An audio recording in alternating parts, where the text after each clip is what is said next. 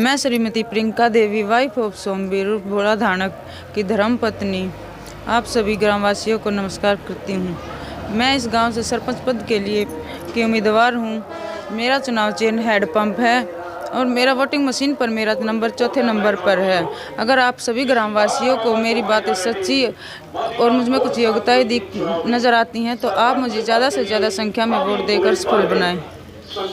नमस्कार, मैं हूं अजय शर्मा और आप देख रहे हैं देसी दर्पण। सबसे पहले तो मैं आपसे निवेदन करूंगा कि आप हमारे चैनल को अगर लाइक, शेयर और सब्सक्राइब नहीं किया है तो लाइक, शेयर और सब्सक्राइब कर लीजिए ताकि हमारी जो खबरें हैं वो आप तक प्रॉपर पहुंचती रहें। आप लोग हमारी खबरें देखते हैं, हमें बहुत अच्छा लगता है। आपका उत्साह जो है, आपका प्यार ही हमें हौसला देता है नई नई खबरें आपके समक्ष लाने के लिए, नई नई बातें आपके समक्ष लाने के लिए। तो हमारे चैनल को अगर आपने लाइक, शेयर, सब्सक्राइब नहीं किया है तो आप कर लीजिए। इस वक्त मैं मदीना गांव में हूं और मदीना गांव में कोरसाण पान्ना है। कोरसाण पान्ने के एक सरपंच पद के उम्मीदवार हमारे समक्ष हैं, सोमवीर, जो कि इनकी धर्मपत्नी हैं, वो चुनाव लड़ रही हैं। सोमवीर उर्फ भोला की धर्मपत्नी वो चुनाव लड़ रही हैं। यहाँ पर एससी रिजर्व सीट है और यहाँ एक बड़ी विशेष बात है, इस गांव में 4 कैंडिडेट ऐसे हैं, टोटल 12 कैंडिडेट सरपंच पद का चुनाव लड़ रहे हैं, जिसमें से 4 ऐसे हैं जिन्होंने इंटरकास्ट मैरिज की हुई है और जनरल कास्ट में हैं, वो भी चुनाव मैदान में हैं। संवैधानिक रूप से देखा जाए तो वो प्रॉपर सही तरीके से कर रहे हैं, लेकिन यहाँ से कुछ कहीं बात उठ के आती है कि इस गांव में अगर जो एससी महिला है, महिला का जो अधिकार है, इनको लगता है कि कहीं ना कहीं वो छीनने की बात आती है कि वो महिला आगे कभी भी लड़ नहीं सकती। यहाँ पे ऐसी बातें अंदर खाने से उठ के आती हैं। तो मैं जानूंगा, हमारे बीच में सोमवीर की धर्मपत्नी हैं, उनसे बात कर लेता हूँ। नमस्कार जी। जी नमस्कार। आप अपना नाम बता दीजिए। जी मैं प्रियंका, वाइफ ऑफ सोमवीर भोला धानक। प्रियंका जी, आपने मतलब क्या सोचा था कि मैं सरपंच पद का चुनाव लड़ूं? कोई ऐसी कोई ख़ास बात, कोई विशेष चीज़ें होंगी भाई? वैसे कहता है ना कि भाई मुद्दे क्या हैं आपके, तो क्या सोच के आप सरपंच पद के चुनाव के लिए आगे आई हैं?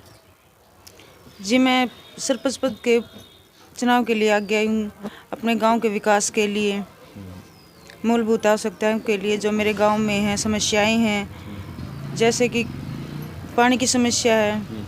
मैं खुद भी पानी लेके आती हूँ, सर पे लेके आती हूँ। मेरे जैसी और भी मेरी बहनें हैं जो पानी के लिए पानी से दूर से लेके आती हैं। उनकी समस्याओं को, पानी की समस्या को दूर करने के लिए मैं चाहती हूँ कि मैं घर घर पीने का पानी है जो जल है वो घर घर पहुँचाऊँ। और उनकी मतलब सरकार की जो नल से जल जो है, हर घर नल से जल की जो योजना है सरकार की, उसको आगे बढ़ाएंगे। उसको मैं आगे बढ़ाऊँ, उसको आगे बढ़ाऊँ और इस समस्या को दूर करूँ जी। दूसरी है सर, वो मेरे गांव में है सबसे बड़ी समस्या कूड़े करकट की। यहाँ कोई भी ऐसी कोई योजना नहीं आई है, ऐसी कोई गाड़ी नहीं आई है जिससे भी कूड़ा करकट की कोई गाड़ी नहीं लगी हुई है। मैं चाहती हूँ कि मैं उसे लेकर आऊँ।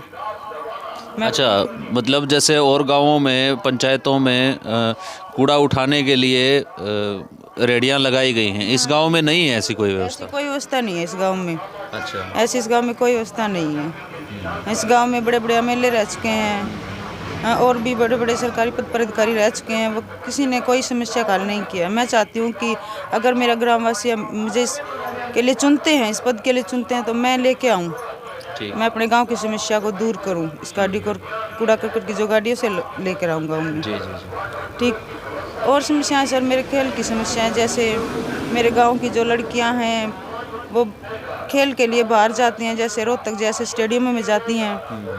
मैं अपने गांव में एक ऐसा स्टेडियम तैयार करूं जहां मेरे गांव की जो लड़कियां हैं जो नेशनल तक जाती हैं, स्टेट तक जाती है, नेशनल लेवल तक जाती है, मैं चाहती हूँ इंटरनेशनल तक जाए। और मेरे गांव में जो खेल का जो स्टेडियम है, मैं उसकी ऐसी मरम्मत करूँ, ऐसे तैयार करूँ ताकि वो यहीं पर अपनी तैयारी कर सकें, अपनी तैयारी पर फोकस कर सकें, उन्हें बाहर न जाना पड़े।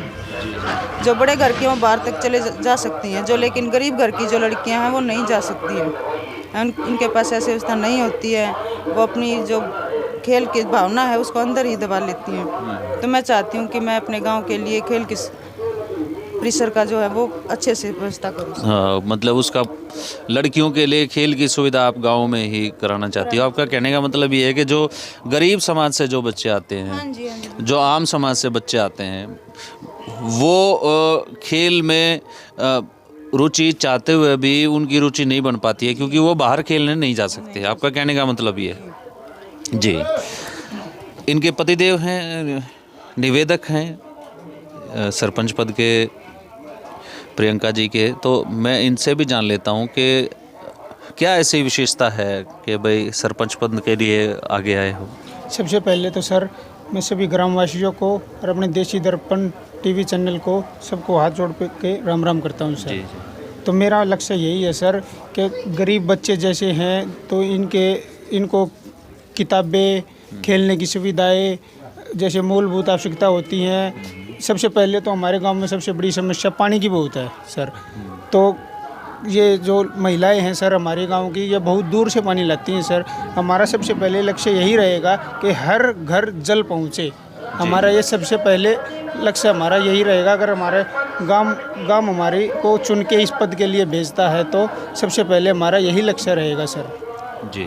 हर घर जल का जो टारगेट है, आपने जैसे आपकी पत्नी ने बताया कि हम पानी जो है वो बहुत दूर से लेके आते हैं, अपने सर पे पानी ढोना पड़ता है। तो ऐसी जैसे ये सर पे पानी ढोती हैं तो ऐसी और सैकड़ों महिलाएं होंगी जो है ना, बहुत है सर। हाँ, तो उस चीज़ को, उस दर्द को ये समझते हुए आपने इनको चुनाव में उतारा। हाँ जी सर।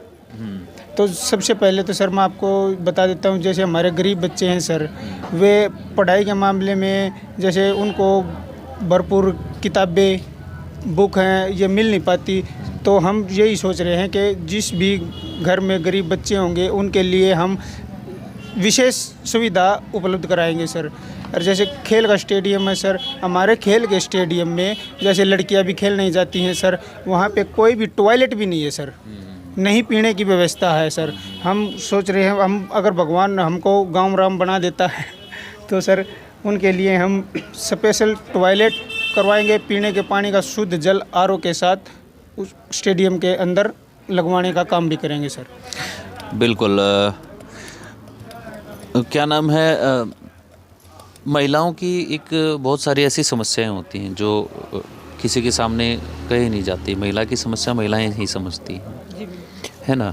तो उन चीज़ों पे आपने कुछ ऐसा फोकस किया है कि भाई मैं खासकर उन समस्याओं को मैं दूर करने में, महिलाओं की जो समस्याएं हैं उनको दूर करने में आ गया हूँ। जी, महिलाओं की जो खास समस्या है, जो पर्सनल समस्या है, वो सोच की होती है। हाँ। उन्हें सोच के लिए बाहर जाना पड़ता है। मेरी यही कोशिश रहेगी कि मैं सरकार से अपील करूं कि मेरे घर में जो आज भी ऐसे गांव में ऐसे घर हैं जिनके घरों में टॉयलेट नहीं है, तो मैं जो भी सरकारी योजनाएं होंगी टॉयलेट के लिए तो मैं उन्हें पूरा करवाएंगे। मतलब हर घर शौचालय का जो सरकार का निर्णय है, आप सरकार से मांग रखेंगे कि इस बात की अगर बनती हैं तो जी मौका मिलता है, अगर हमें मौका मिलता है तो मैं ये पूरा करने की बिल्कुल कोशिश करूंगी कि हर घर में टॉयलेट हो। बिल्कुल ठीक बताया कि गांव में हम ग्रामीणों की जो मूलभूत सुविधा होती है वो बिजली, पानी और शौचालय की जो सुविधा है, अगर ये सुविधाएं गांव में हों तो ग्रामीण अच्छे से अपना कार्य कर सकते हैं। और इसके साथ साथ विकास के और बहुत बड़े मुद्दे होते हैं कि गाँव में खेतों के रास्ते हैं, उनको कच्चे रास्ते हैं, उनको पक्का करवाना या और इस तरह के बहुत सारे काम होते हैं। लेकिन जो मूलभूत सुविधाएं हैं इस गांव में देखने को मिली कि सबसे ख़ास बात एक देखने को मिली है कि महिलाएं जो हैं वो अब भी अपने सर पे पानी ढोती हैं। आधुनिकता के इस दौर में भी अपने सर पे पानी ढोती हैं। और इन्होंने बताया कि ये ऐसा ख़ास गांव है जहां से एक पार्टी के विधायक रहे हैं और लगातार 3-4 बार विधायक रहे हैं, उसके बावजूद ये हालात हैं। इन्होंने उन बातों को उठाया। अब देखना ये है कि 12 तारीख को जिस दिन वोट डलेंगी, इनकी बातों से गांव के लोग कितना प्रभावित होते हैं और कितना इनका समर्थन करते हैं। ये तो 12 तारीख को जब वोटिंग मशीन खुलेंगी उसके बाहर से इनकी जो जनता की ताकत है, वोट की ताकत निकलेगी, उसी से पता चलेगा कि किसकी बात में कितना दम है। मैं अजय शर्मा आपके साथ ऐसे ही यूं ही बना रहूँगा और आप जो है ऐसे यूं देखते रहिए देसी दर्पण चैनल और लगातार हमसे जुड़े रहिए। बड़े रोचक चीज़ें, रोचक जानकारियाँ इस चुनाव के माध्यम से आपके समक्ष आती रहेंगी। जय हिंद, जय भारत, जय हरियाणा। सभी ग्रामवासियों को सोमवीर उर्फ भोला दानक की हाथ जोड़ के राम राम। मैं सभी ग्रामवासियों से निवेदन करता हूं कि आने वाली 12 तारीख को मेरा ज़्यादा से ज़्यादा संख्या में वोट गिर कर मुझे सफल बनाए। मेरा निशान चुनाव चिन्ह है हैंडपंप का और ये वोटिंग मशीन में चौथा नंबर पर है। ज़्यादा से ज़्यादा संख्या में वोट डालकर मुझे विजयी बनाए। मैं आपका हमेशा आभारी रहूँगा।